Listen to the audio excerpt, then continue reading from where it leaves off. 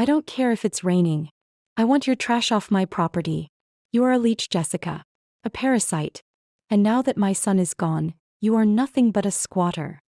The sound of my vintage silk blouses hitting the muddy grass sounded like wet slaps. Flatter.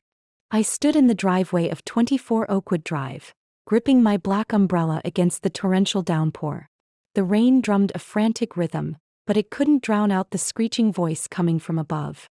I looked up. My mother-in-law, Patricia, was standing on the master bedroom balcony, throwing armfuls of my clothes over the railing like she was feeding livestock. Her face was flushed a deep, violent red, her hair wild from the humidity. She looked like a woman possessed by a demon of pure entitlement. "Did you hear me, Jessica?" she screamed, her voice cracking. "I changed the locks. The locksmith just left. This is the Sterling family estate now. It belongs to me as the matriarch. Go back to the trailer park you came from." A pair of Italian leather boots landed in a puddle near my feet, splashing mud onto my shins. My heart hammered against my ribs, not from fear but from a cocktail of adrenaline and cold, hard rage. A few neighbors had gathered on their porches. Mrs. Higgins across the street looked terrified. Mr. Henderson was standing in his garage, filming with his phone. Good. I needed witnesses. I didn't scream back. I didn't cry. I didn't beg. I just reached into my purse, pulled out my phone and dialed 3 numbers. 911. Emergency, what is your location? 24 Oakwood Drive, I said, my voice cutting through the noise of the rain.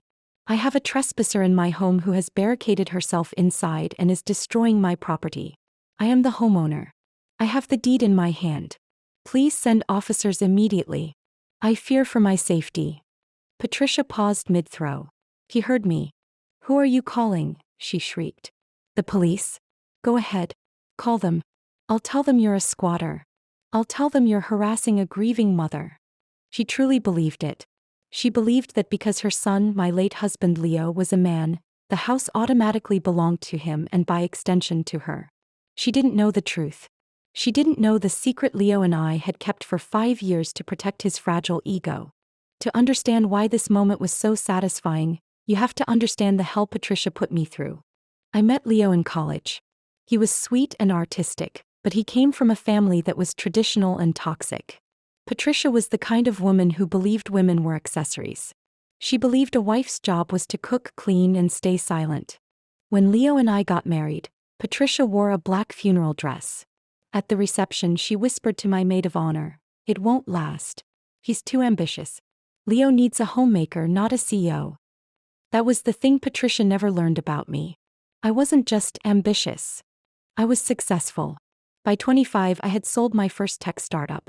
By 27, I was a silent partner in 3 major firms. I made more in a single month than Patricia made in a decade. But Leo struggled. He was a graphic designer who bounced from gig to gig. He was insecure about the income gap. So, to boost his confidence, we made a deal. We told everyone, especially his judgmental mother, that he bought the house, that he paid the bills, that I was just helping out. It was a lie to protect his pride. And it worked too well. Patricia worshipped him. She bragged to her friends, "My son bought a mansion. He's such a provider." She treated me like a lucky charity case. I bit my tongue. For Leo. Because I loved him. Every time she made a snide comment about my cooking or how I spent Leo's money, I swallowed my pride. But 3 months ago Leo died. A sudden aneurysm. It was quick, painless, and it shattered my world. I was grieving. I was broken. But Patricia saw an opportunity. At the funeral, she didn't hug me. She leaned in close and whispered, "Don't get too comfortable in that house. That is Sterling property. I won't let a stranger squander my son's legacy." I ignored her. I thought it was grief talking. I was wrong. It was greed. The harassment started 3 days later. Unannounced visits. Demands to inventory Leo's belongings. Voicemails saying, "My lawyer says the estate goes to the next of kin." That's me. You need to vacate. I never engaged. I forwarded everything to my attorney, Mr. Reynolds. "Let her dig her hole," Reynolds told me. "Just keep the deed safe." This morning she made her move. I had left early for a board meeting. When I came back at 11 a.m., my key wouldn't turn. The lock was new. Gold brass instead of my brushed nickel. My stomach dropped. I looked up and saw her on the balcony holding my $2,000 Gucci blazer. You have no rights here, she was yelling now. Leo paid for this house. It's his sweat and blood. I am the lady of the house now. Patricia, I called out. I'm going to ask you one time. Come down, open the door, and we can discuss this like adults. You are committing a crime. Crime. She laughed maniacally. The only crime is you thinking you deserve to live here. Never. Then the sirens started. Blue and red lights bounced off the wet pavement. 2 squad cars pulled up to the curb. Patricia looked triumphant. Ha. Here they are. I called them too. They're going to arrest you for trespassing. 2 officers stepped out. One was a tall, older sergeant. The other was a younger rookie. They walked up the driveway, stepping over my ruined clothes. What seems to be the problem here? The sergeant asked, looking from me to the screaming woman on the balcony. Officer. Patricia screamed from above. Thank God you're here. This woman is a squatter. She's trying to break into my son's house. I want her removed. The sergeant looked at me. I was standing there in a business suit, soaking wet, holding a briefcase. Ma'am, is this your residence? Yes, officer, I said clearly. I reside here. My ID is in my briefcase. And who is that? He pointed up. That is my mother-in-law. She broke in while I was at work, changed the locks, and is destroying my property. Liar. Patricia shouted. My son Leo bought this house. It's the Sterling estate. The sergeant sighed. Ma'am, civil disputes about inheritance can be messy. There is no question, Sergeant, I interrupted politely. I placed my briefcase on the hood of his police car and clicked the latches open. I pulled out a thick document protected by a plastic sleeve. This is the deed to the property, I said. And this is the original purchase agreement from 5 years ago. And here is my driver's license with this address. The sergeant put on his reading glasses. He traced the lines of the deed with his finger. He looked at me. Then he looked back at the deed. His eyebrows shot up. Ma'am, the sergeant said, this deed lists Jessica Vance as the sole owner. Is that you? Yes, sir. I kept my maiden name professionally. And where is Leo Sterling's name? It's not there, I said loud enough for Patricia to hear. Leo never owned this house. His name is not on the mortgage. It is not on the title. I bought it with cash 3 months before we got married. It is separate property. The sergeant nodded slowly. It's ironclad. He looked up at the balcony. His demeanor changed instantly. He was law enforcement now. Ma'am, he shouted at Patricia. Come down here immediately. Did you tell her to leave? Patricia yelled back, grinning. Did you tell her this is my house? Ma'am, you are under suspicion of breaking and entering, burglary, and destruction of private property. Come down now or we will come get you. Patricia's grin vanished. What? No. My son paid for this. She's lying. The deed says otherwise, the officer yelled.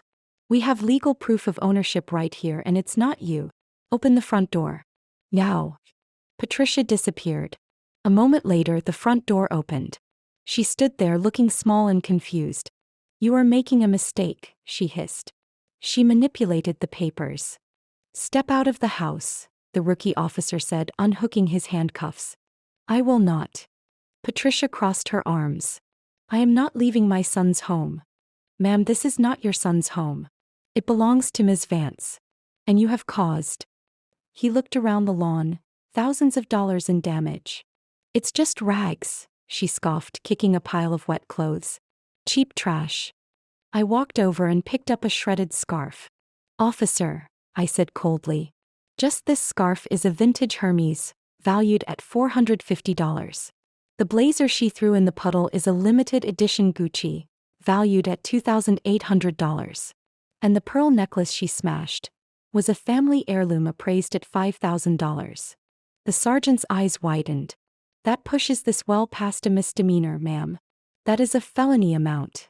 Patricia went pale. Felony.